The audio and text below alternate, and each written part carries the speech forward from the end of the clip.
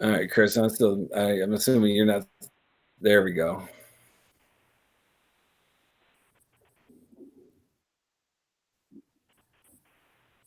All right, I got a live stream.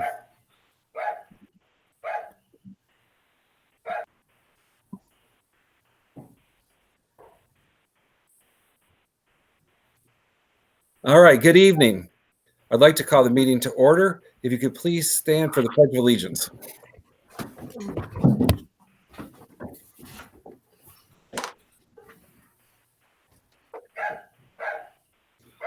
There's a little bit of a delay.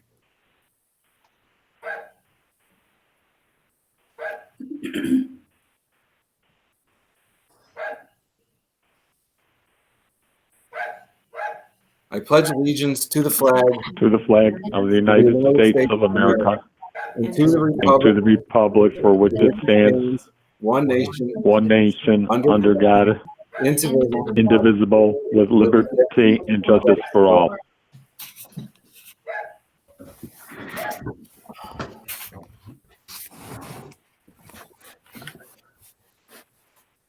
Good evening. My name is Bill Haddad. I'm the school board president. Let me introduce our board, our vice president, Mr. Lauren Crosby, Mr. Tim Bazan, Mr. Wesley Hood, Miss Debbie New, Miss Kathleen Niles, and Miss Tracy Quinn.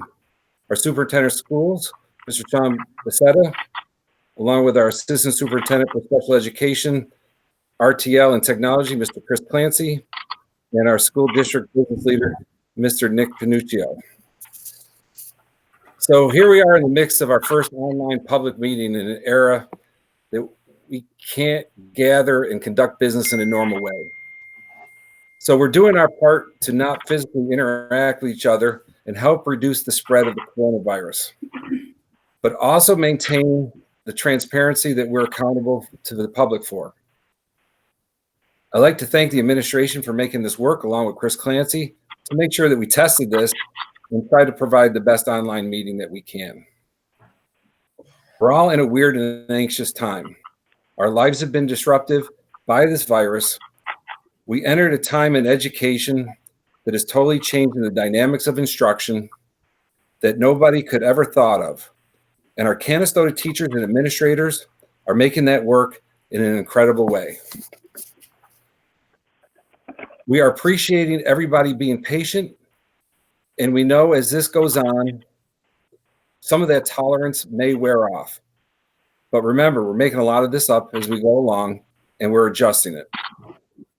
I want to acknowledge the whole Canastota School District family with everything that they are doing to make sure our students, our staff, and our community are working together to make sure that we're as safe as possible.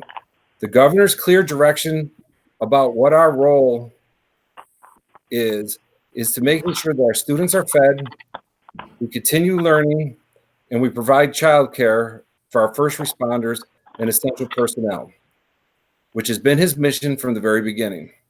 I'm going to let the superintendent expand on that in a moment. The board has a responsibility to make sure that we support the administration in that mission, and a couple of agenda items for tonight's meeting does that.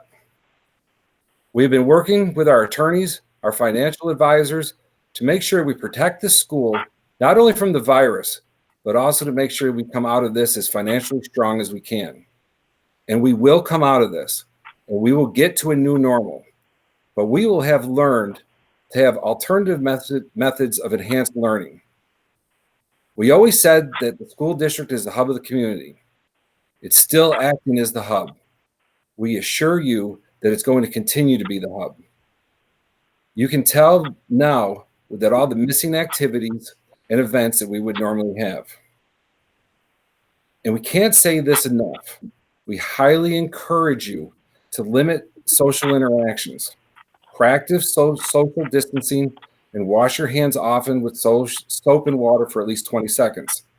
This is especially important if you've been to a public place. This advice applies to children of any age, including teens and younger adults. Communicate challenges to our school.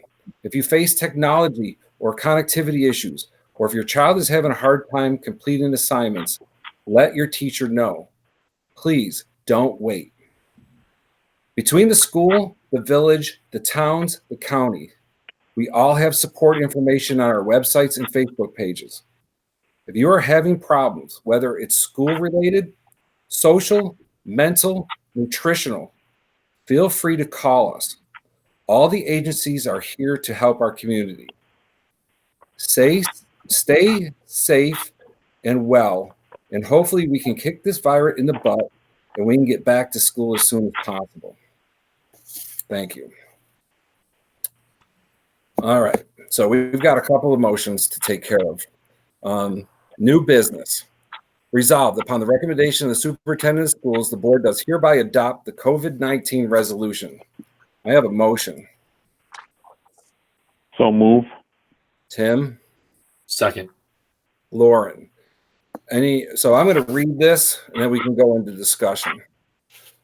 Resolution, whereas COVID-19 has resulted in the federal, state, and county governments declaring a state of emergency, and whereas the governor has ordered, pursuant to Executive Order number 202.4 and 202.11, the closure of schools statewide for a period of 4 weeks ending April 14, 2020. And now, therefore, the Board of Education resolves as follows. The Board of Education hereby declares the COVID-19 virus is an emergency in the school district. The school district is closed to students on Tuesday, March 17, 2020, ending April 14, 2020, pursuant to the governor's order. During the period of school closure for students, all district stakeholders shall establish plans to ensure the connectivity of learning to the extent feasible and appropriate in accordance with the consultation with the State Education Department, Department of Health, and the Office of Children and Family Services, consistent with Executive Order 202.4 and 202.11. The Board of Education meetings, until further notice, shall be closed to the public under Governor's Executive Order 202.1. The school district shall make the meetings accessible to the public participation through video streaming or by conference call at the time of the meeting, and the school district will record the Board of Education meeting and post the video, audio, or transcripts on the district website. Superintendent of school is authorized to follow the federal, state, county orders and to take such action as necessary and proper to operate the school district during the time of emergencies. This is a roll call vote, so I'm going to start off with our Vice President. Just get my list here. Mr. Crosby. Yay. Mr. Bazan. Yes. Mr. Hood.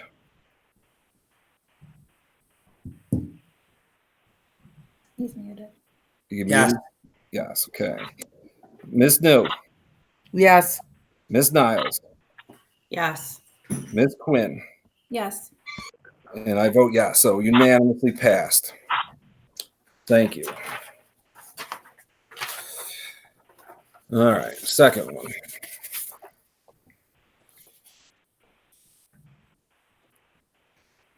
Resolved, upon the recommendation of the superintendent of school, the board does hereby adopt the resolution approving hourly pay.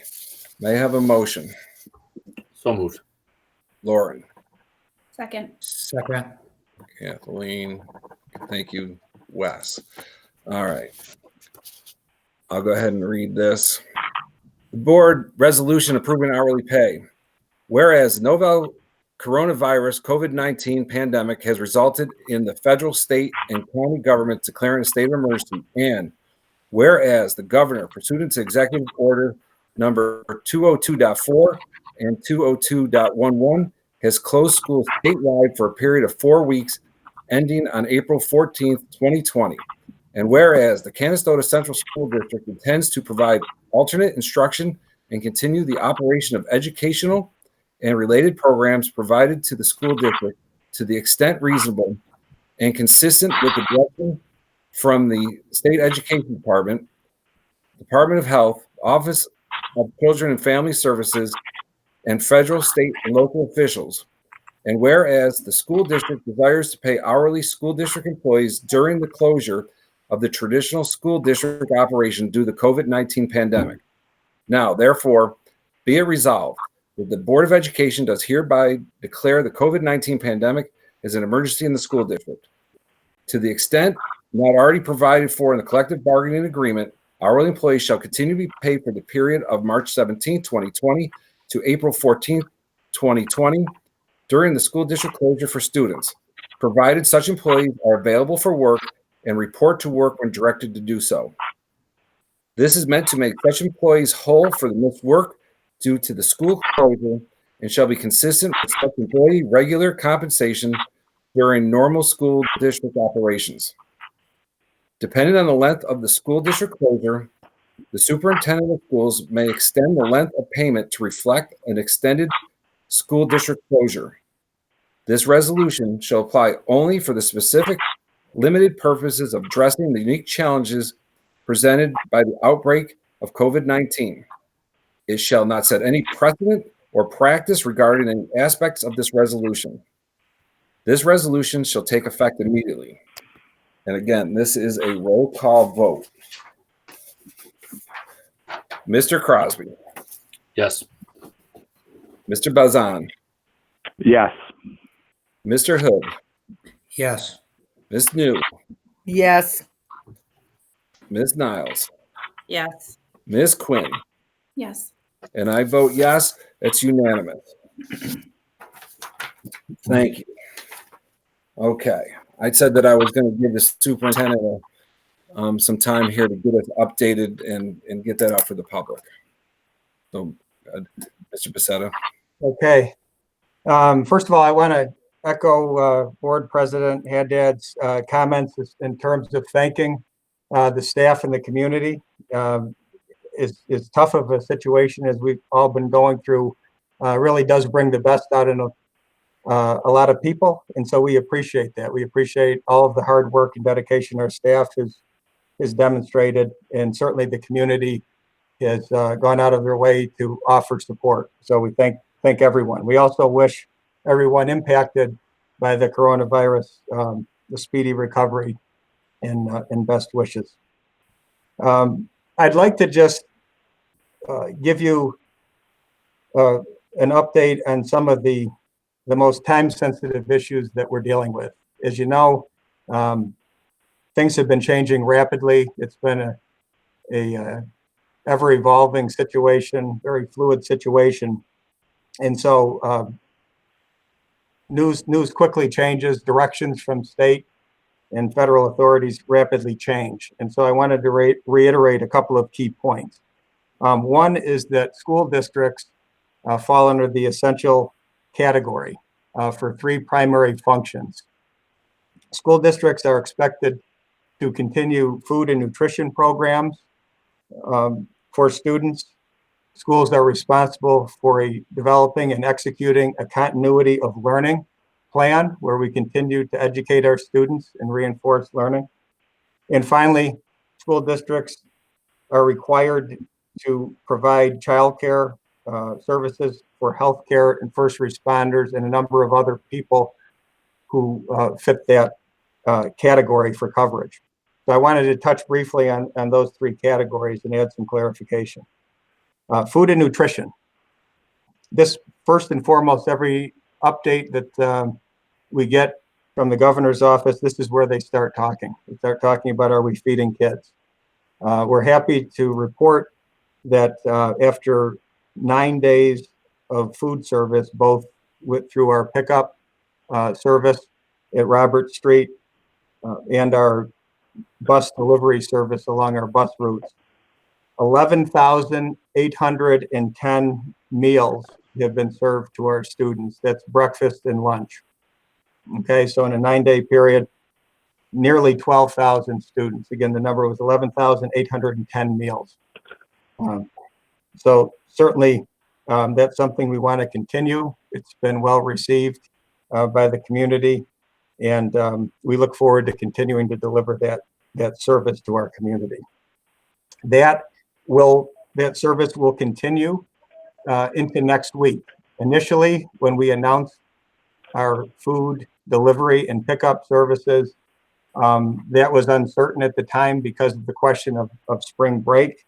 So to be clear, those services will continue into next week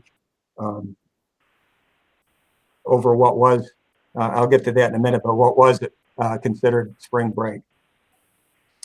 Second item, continuity of learning. Again, I'm happy to report that teachers have been working extremely hard to create lessons for students, both electronically and in paper copy where necessary. We realize that we need to take advantage of both methods of distribution, and so they continue to do that. Families of every student are being personally contacted at least once a week, and oftentimes it's more than once a week, but we've put in procedures to ensure that we're personally reaching out by phone to continue to contact students, see how they're doing, see what types of obstacles they're dealing with, so that the school can help to address and alleviate some of those concerns that they have. Staff members also are having numerous remote meetings, working with their principals and working with colleagues in continuing to plan instruction. And now that we know this is going to be continuing for a number more weeks, that's becoming increasingly important. So that is happening on a regular basis. They're interacting with students in creative ways, and we're going to continue to be as supportive as possible to that process. Finally, we knew that we had the initial distribution of student work almost a couple of weeks ago now. We're moving up on our next distribution for work, and that's going to be scheduled for next Wednesday and Thursday, with more specific information coming out through district correspondence and through each building.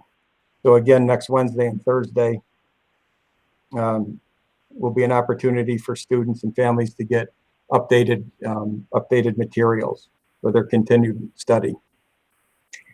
Finally, the third category is childcare for healthcare and first responders. This is being approached as a regional issue. We worked in conjunction with our neighbors throughout Madison, Oneida, and Herkimer counties, and our response has been coordinated through a central service. That service has been relayed now multiple times through our school messenger system. Information related to this service is on our website. We're going to continue on a weekly basis to be sending the robo school messenger messages out to our community.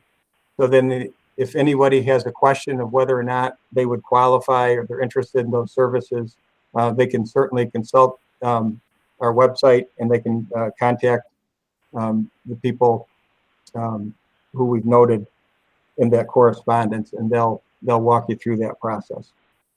So again, we're very pleased with the regional cooperation for such a large scale endeavor as this. So those are the three primary areas that school districts are charged with providing continued service. I just want to thank all of our staff members who've really worked hard to make the most of a difficult situation.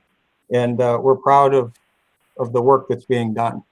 Can it be better? Of course. Our question is always going to be, how can we do more? How can we be better? So we're constantly analyzing the state of each of our delivery of services in each of those areas, and we'll continue to make improvements. We would continue to ask anyone who has questions to contact us directly. We would gladly provide updated information. We realize sometimes that there's confusion, and with something that's this new and this different that happens this quickly. So please contact us and don't hesitate to ask us questions. A couple of other items that are time sensitive. One, spring break. If you've been watching the news, you've probably seen the updates that from the governor's office. They've ordered schools to not participate in the traditional spring break, and school is going to be running, I won't say normally because we're not running in a normal fashion, but in a manner that's consistent with what we've been doing. So remote learning will still continue. Food service will continue. The child care initiatives will all continue throughout next week and beyond. And again, more specific information about each of those items is contained on our website and in school messenger correspondence that has been going out. We understand that this is not necessarily received in a real positive way by some people. If it's any comfort, we're all in the same boat. Every school in the state is dealing with this same issue. We're in unusual times with difficult circumstances. And so again, in our normal fashion, we're going to press forward and we're going to do our part and do the best we can to try to support our schools and our families. So we thank you for your patience. We understand it's not a whole lot of advance notice, but we've just been receiving this information literally within the last few hours and days. Some other things that normally would be a huge story that have almost taken a back burner, the status of the 3 through 8 assessments. Well, the 3 through 8 assessments will not take place this year. We're still awaiting clarification on what are the implications as far as district accountability measures. That stuff will all be sorted out in the coming weeks. But for the purposes of planning, 3 through 8 assessments will not occur this year. Next big issue, a lot of people have questions about what's happening with the Regents exams. Unfortunately, we don't have an answer yet on the status of the Regents exams. Every indication is that we're going to be getting updates within the next few days. So as soon as we have that clarification information, we will share that with everyone. Grading is something you're going to be hearing about a lot. It's a big subject, even under normal circumstances. Grading is one of the things that gets people the most fired up and interested. And there have been a lot of discussions at the regional level about how to handle grading. I'm happy to say that regionally, we're moving forward in a consistent way. All of the districts within our Madison, Oneida, BOCES region, after a significant amount of conversation over multiple days and looking at the situation from multiple angles, are all taking a similar approach, and that for the third marking period, the schools will not be providing a traditional numeric grade, Rather, districts will be focusing on providing feedback to students and providing a status report of to what level are they performing at a passing level, or are they still a work in progress, so to speak? Is their work incomplete? Again, much more clarification will be coming from buildings. Obviously, what this assessment process looks like is going to be different at different grade levels in buildings. But the big point takeaway is that third marking period students will not be receiving numeric grades. Fourth marking period, again, is being discussed at the regional level, and clarification will be coming out, in the coming days or weeks as that becomes more defined.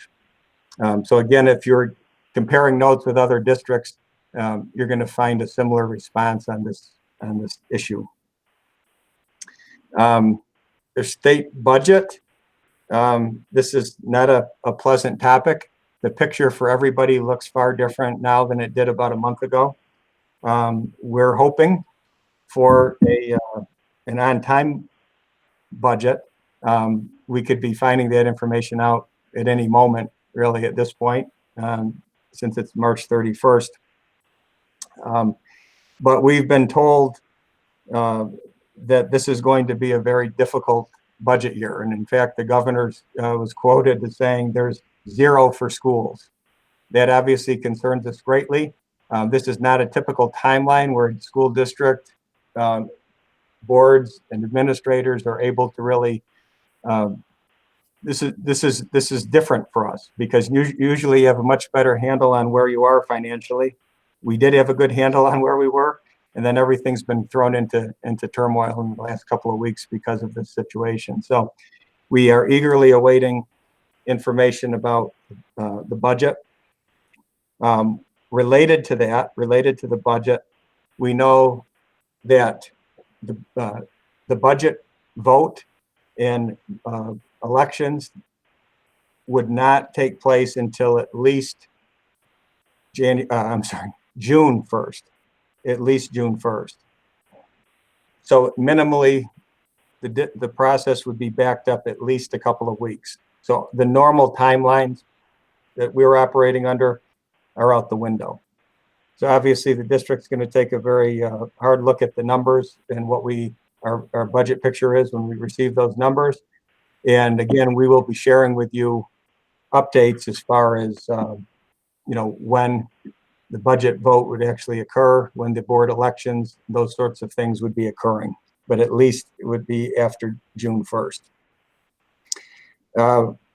Finally, I would just say in terms of our continued ability to communicate with our community, we're trying to populate our website on a regular basis with updates. We've tried to sequence them and number them because they've been so frequent in the last couple of weeks. We're going to continue to do that. We're trying to find the right balance of not driving everybody crazy, but giving you adequate information. We're also going to try something different in the next few days. We're going to be starting periodic video updates that are designed to be just short, minute or two clips that update you on relevant information. So it's another avenue to get information along with the written communication. So be on the lookout for that in the next few days. And again, we appreciate everybody's patience. Seems like I've been talking about a lot of things and really we're just scratching the surface. There are so many things that are impacting schools now. So we'll continue to update relevant information as we have it. And again, thank you for all of your support. And let's all continue to do the best we can and support our students. Thank you. Thank you. Thanks, Sean. Awesome. I'd be happy to open the floor if anybody has anything else while we're still here.